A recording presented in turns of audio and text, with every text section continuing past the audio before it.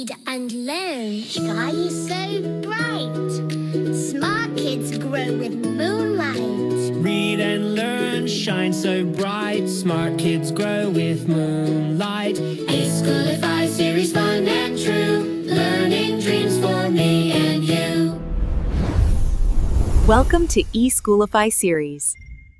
Good morning and Assalamu alaikum. Me Sayyida Maryam Naqvi from the Moonlight International Publishers. My respected teachers, how are you?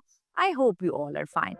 As you all know that today we taught to the students letter H, its formation, its sound and vocabulary words. In this page, we have just given two vocabulary words, hat and hand. But you have to make the flashcards of different vocabulary words like house, like hammer, and horse as well as you can. After that, you have to make flashcards of these objects and the letter H.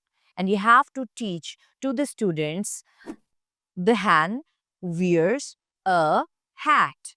The hen wears a hat. You should tell them the color of hat and what's the hen is wearing. Okay? Thank you very much. Allah Hafiz.